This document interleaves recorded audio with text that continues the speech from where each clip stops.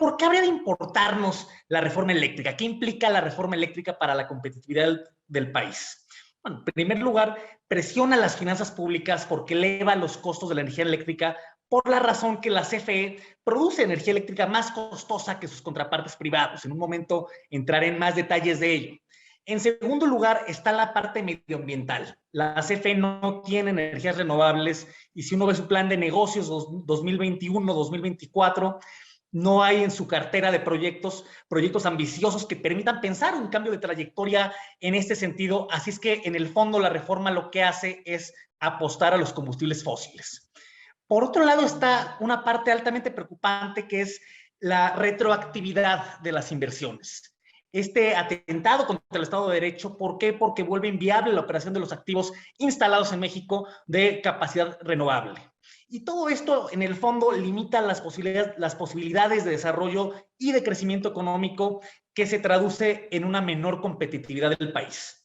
Existen 5 puntos que son quizá los más críticos de la reforma, que es, en primer lugar, se privilegia a la CFE otorgándole de manera artificial un 54% de la generación eléctrica en el país. ¿Por qué 54%? Porque circunstancialmente CFE produjo 54% en 2018 y de esa forma se llegó a la conclusión que debía llevarse a rango constitucional este porcentaje. Por lo mismo, se limita la participación de los privados a un tope de 46%, pero al mismo tiempo, y esto es un tanto extraño, se cancelan todos los permisos. Si uno ve el segundo transitorio de la reforma, se contempla cancelar todos los permisos de generación privados otorgados por la Comisión Reguladora de Energía, desde los productores independientes de energía, las subastas de largo plazo y el autoabasto.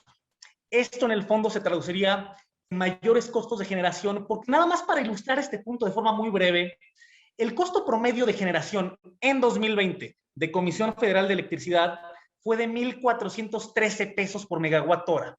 El costo promedio de las energías instaladas a partir de las subastas de largo plazo fue de 401 pesos. La diferencia es ni más ni menos que 256%. CFE se reconstituye como el único comprador y el único vendedor de energía en este país.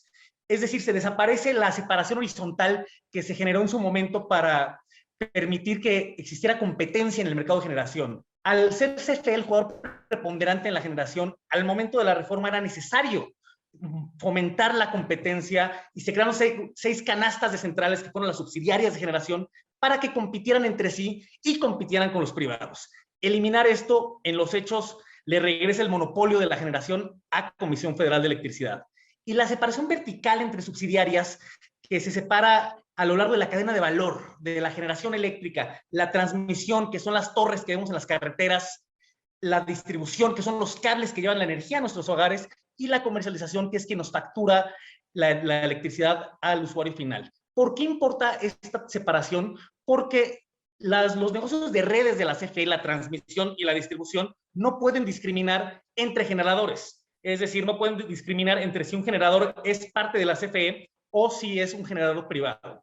Al eliminarse la separación, se afecta el acceso abierto, se afecta la operación eficiente y se afecta, por supuesto, la competencia en el sector eléctrico. El tercer gran cambio es la desaparición de los órganos reguladores sectoriales. La Comisión Reguladora de Energía, la CRE, de la cual Montserrat Ramiro les comentará en unos minutos, y la Comisión Nacional de Hidrocarburos, que insisto es un tanto extraño que desaparezca en una reforma eléctrica.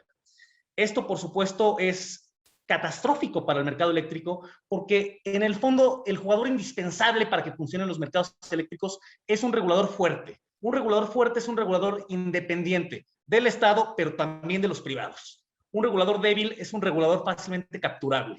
Y en los hechos, lo que sucede con esta reforma es que CFE se vuelve regulado y regulador. Y esto, por supuesto, genera una incertidumbre tremenda entre los participantes de la industria eléctrica y pone en riesgo, en el fondo, la cantidad, la calidad y los precios. Al regresarle el SENACE a la estructura de la CFE, CFE se vuelve el operador del sistema y CFE adquiere el poder de decidir qué centrales en qué momento inyectan su energía a la red. Esto le da un poder a la CFE de discriminar a la participación privada por un lado y de definir precios por el otro. Este nuevo criterio de despacho en los hechos acabaría con todos los incentivos y con todo el funcionamiento del mercado eléctrico mayorista, el MEN. Y finalmente, el quinto gran cambio es que el futuro del almacenamiento eléctrico dependerá del Estado. ¿Por qué? La explotación de litio ahora no podrá ser concesionada a particulares, excepto las concesiones vigentes. El litio es un elemento clave para el almacenamiento eléctrico.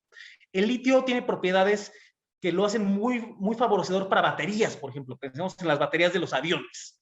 Y en el momento que el litio pasa a ser competencia exclusiva del Estado mexicano, se limita de una forma muy importante el desarrollo tecnológico, se limita de una forma muy importante el desarrollo de un mercado de litio, y el Estado mexicano nunca ha sido un administrador eficiente de estos recursos, lo cual es un problema porque el mundo transita hacia un cambio de paradigma en la electricidad. Hoy, si yo quiero usar la electricidad, prendo el interruptor y en ese momento se está generando la electricidad que yo estoy consumiendo. Una vez que el almacenamiento eléctrico en un futuro no muy lejano esté más evolucionado, eso ya no va a tener que ser necesario. La energía que yo consumo no va a tener que ser necesariamente producida en ese momento, y el litio es un aliado clave para ello, y por eso suena una mala noticia que el Estado mexicano sea el único que tenga control sobre este elemento tan importante.